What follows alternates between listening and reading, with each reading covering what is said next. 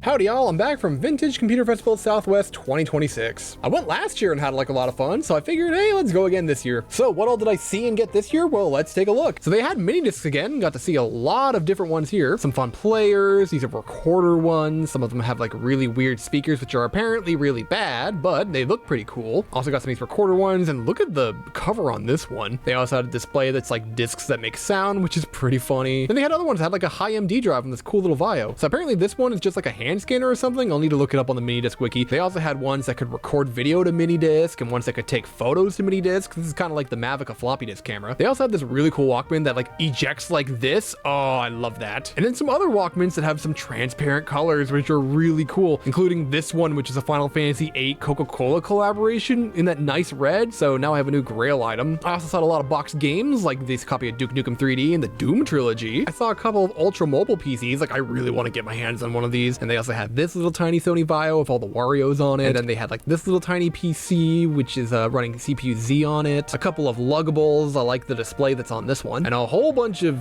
stuff here, but look, they got some vintage Macs. One of those Alpha Smart Pro typewriter things. I got something that's kind of like that, but a bit newer. And check it out, it's 3D Pinball Space Cadet. This Toshiba remote, which apparently is like, I don't know, the most expensive remote ever or something. I need to look into that a little bit more. A Silicon Graphics hat that looks very 90s next to a Silicon Graphics computer. And look, it's one of those e-machines that try to be like the iMac G3. Machine art like this has way more integrity than AI art. Doom! Doom? Doom?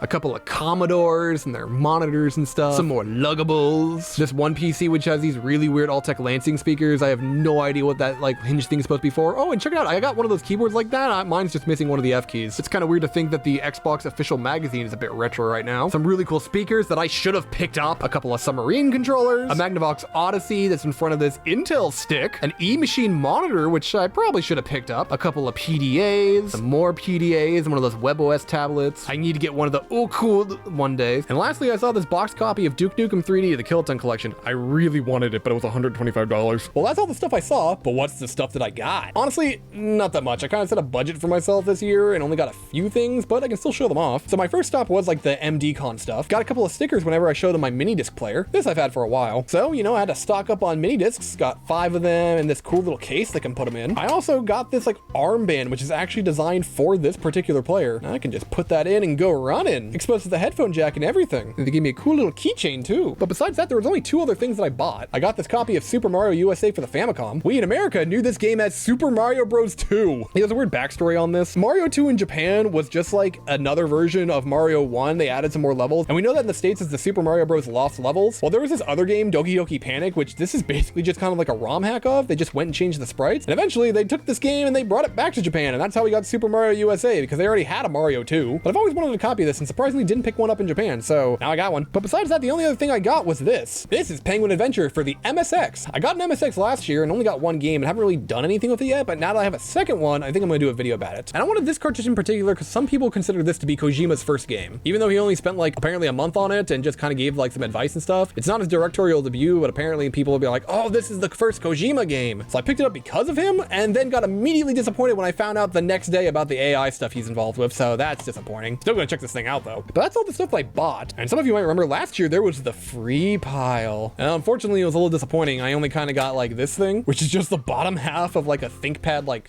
touchpad or something like that. I don't know. Well, maybe I'll make it into a USB thing. And then I got this free KVM switch.